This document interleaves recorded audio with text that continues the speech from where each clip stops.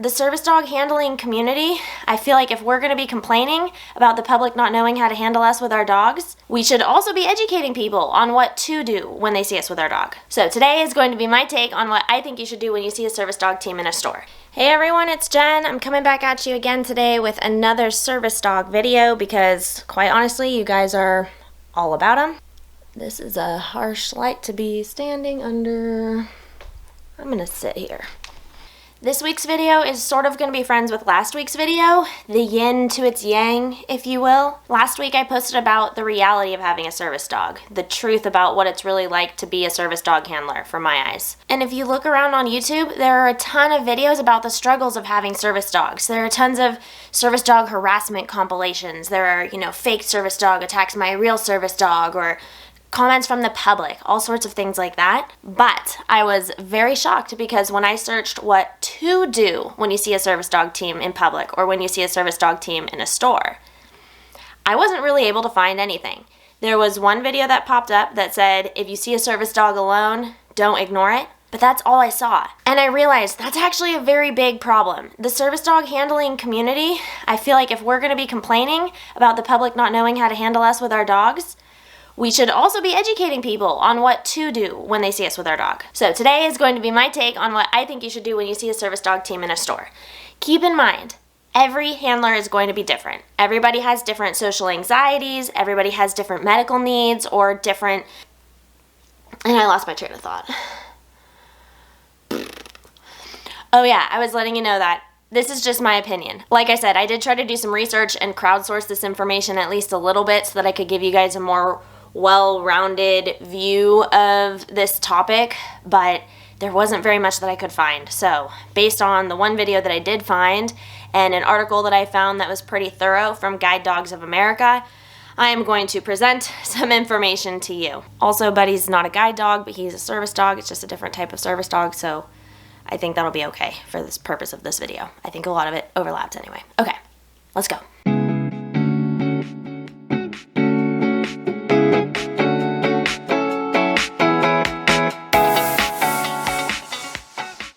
Whoa, Jen, what happened? Your shirt changed. That's because it's tomorrow.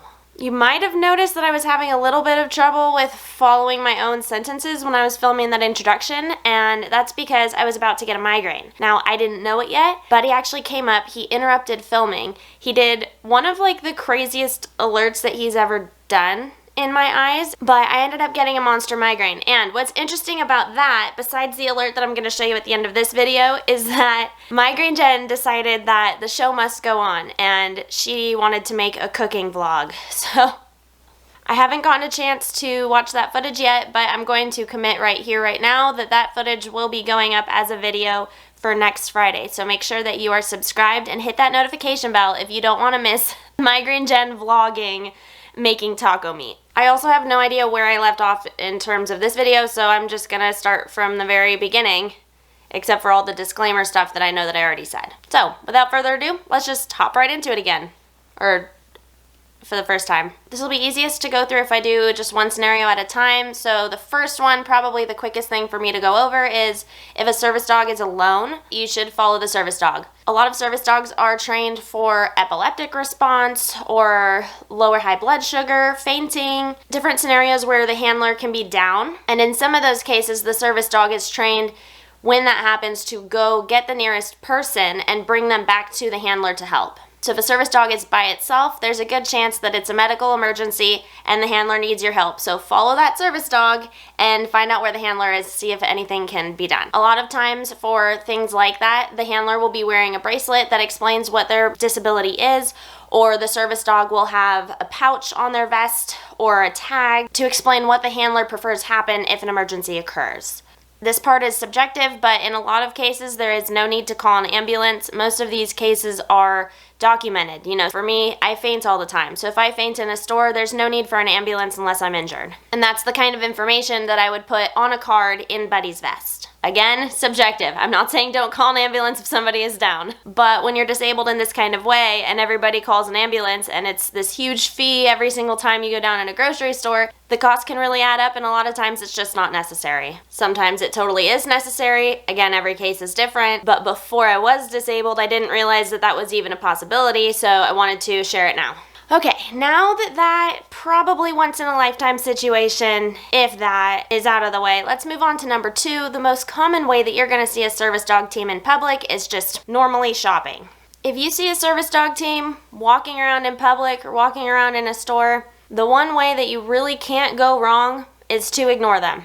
Again, subjective, because some people do enjoy being talked to about their service dogs, but in general, when you have a service dog, you get bothered a lot by the public. In my experience, and I've seen a lot of videos complaining about this, it makes it very difficult to get errands done, especially because you have a disability. So just leave me the heck alone, please. Just let me do my shopping. I don't mean to be so blunt with this. I don't mean to come off rudely, but guys, this gets so old so fast to be just constantly badgered because I have a service dog. I do want to make a video pretty soon talking about some of the messed up things that people have said or asked me about in public, but I'll put it this way.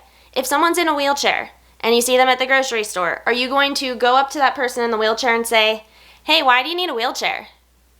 If someone has like a really cool tatted prosthetic leg, are you gonna whisper to your friends, "Oh my gosh, look at that really neat thing that they have"? Or like if it's really cute, if it's covered in photos of puppies, are you gonna loudly talk about, "Oh, look at those puppies, blah, blah, blah"? If somebody's wheelchair has something fluffy on it, are you gonna touch it just because you think that it's soft?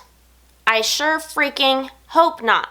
So the reason that I'm coming off bluntly here, and the reason I'm kind of okay with that, is that my service dog is a disability aid, just like any of the other examples that I gave you just now, and I don't understand why my disability is taken less seriously, why my privacy is cared about less, just because my medical equipment happens to be alive and freaking adorable.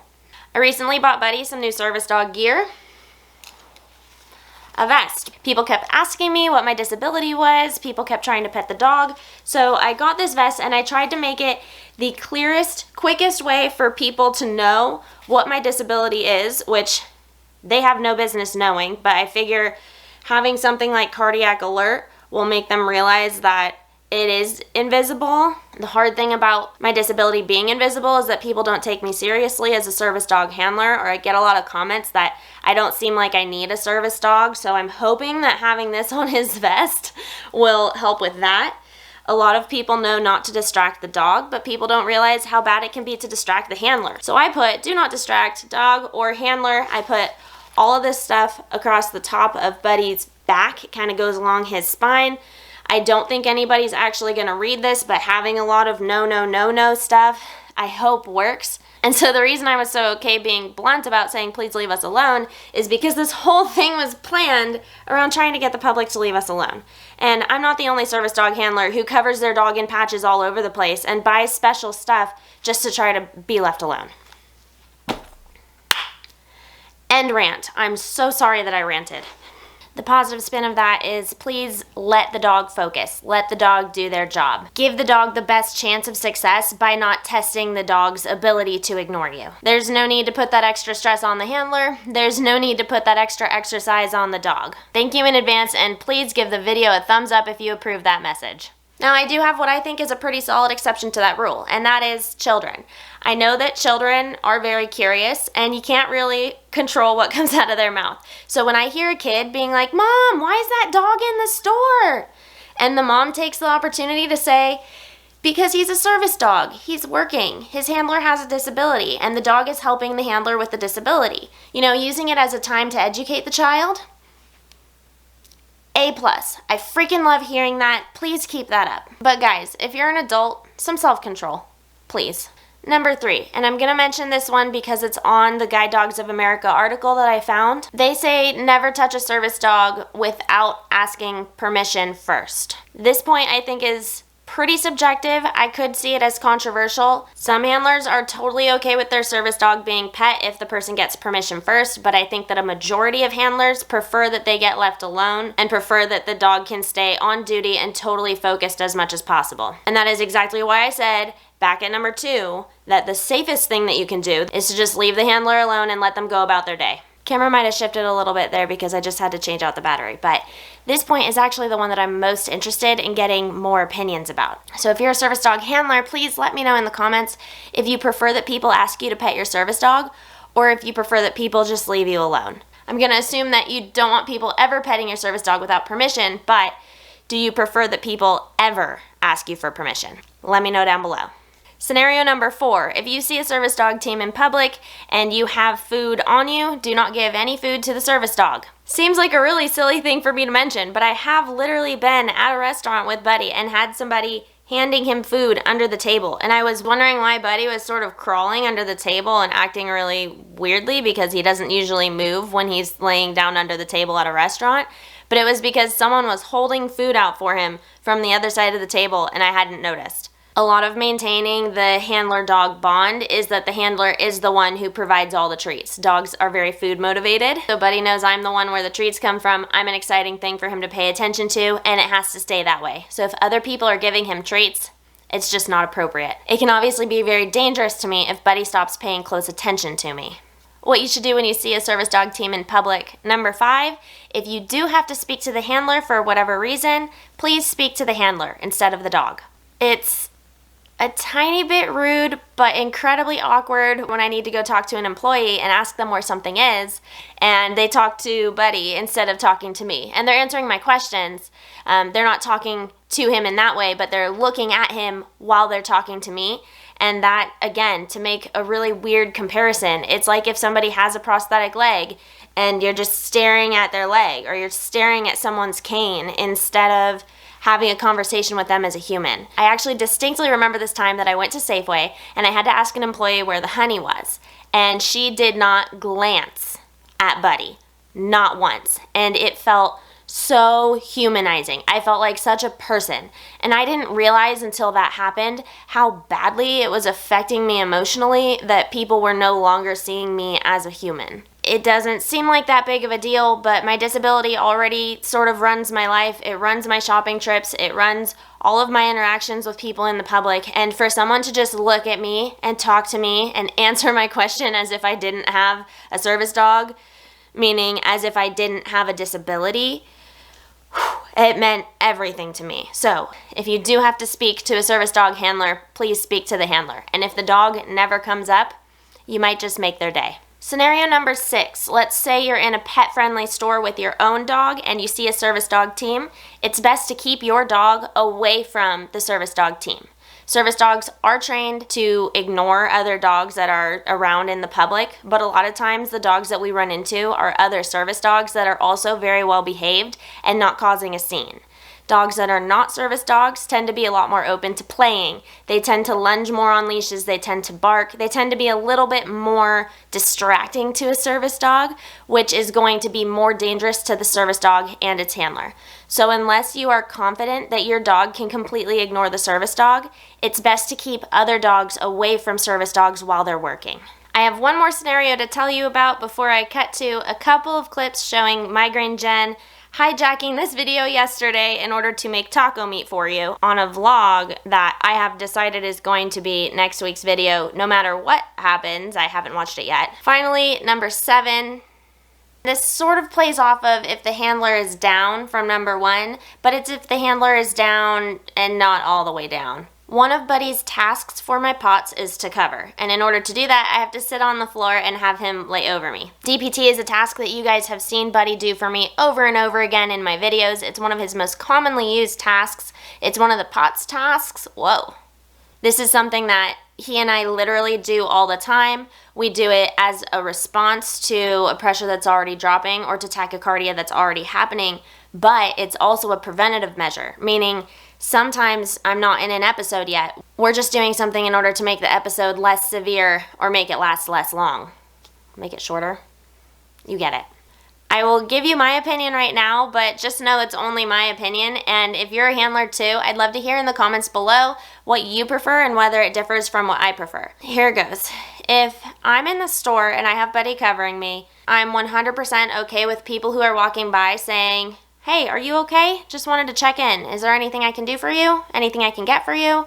Those kinds of questions I'm very open to. There's a chance that I'm very lightheaded, and there's also a chance that I'm feeling okay and that I will recover from it fully on my own. So I can't actually say that it bothers me that they're asking. It really only bothers me when they're lurking.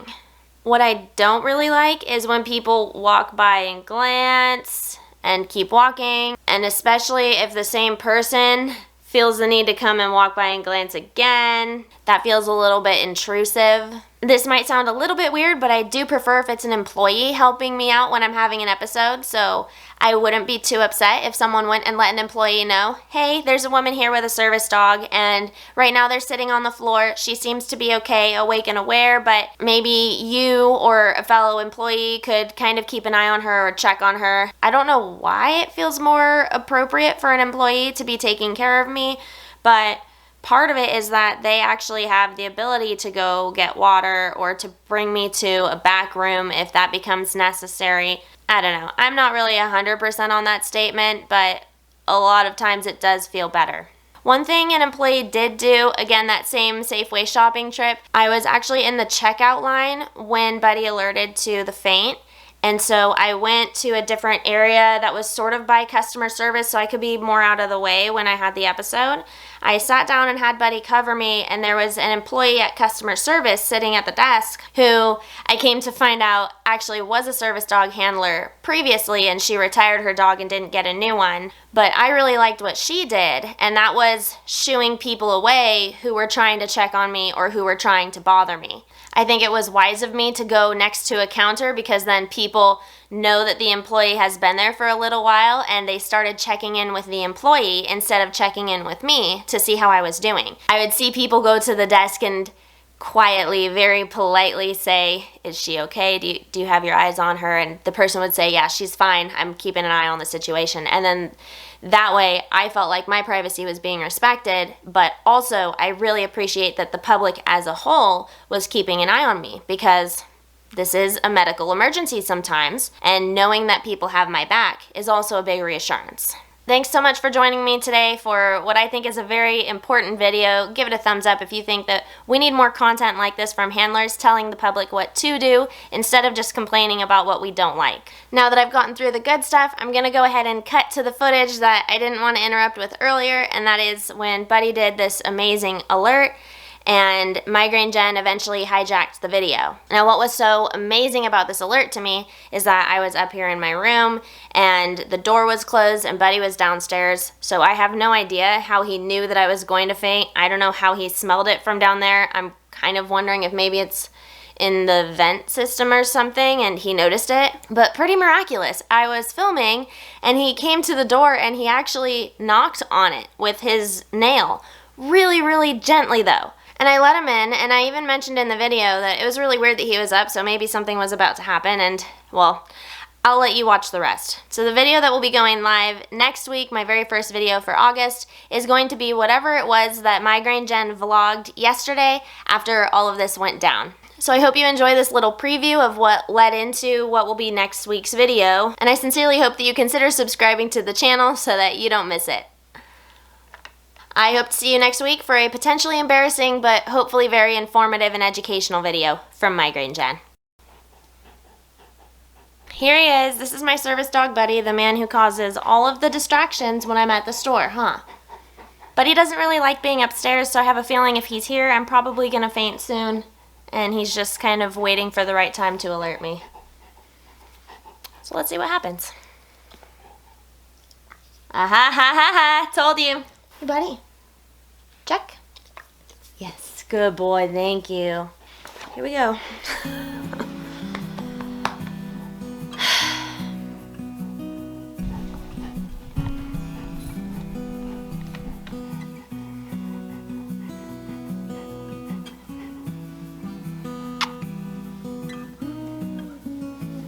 Okay. Is everything okay? Am I getting a migraine too? Of course I am. Thank you. Good check. Hey friends, I'm back. It's been a couple of hours. I fainted pretty badly and then had to take care of a couple of things because Buddy alerted to a migraine, so I needed to be responsible. And now I have a migraine. So I'm going to cut this off for the day and come back to it tomorrow when I'm feeling better. Or if 10 seconds from now I'm still wearing the same outfit, you'll know that it's just later tonight. This is Migraine Jen, and I was filming something else right now. But then I got a migraine, and now change of plans, because when we get a migraine, we have to adapt. We have to do our best. And we have to try to be not that confusing seeming on the camera.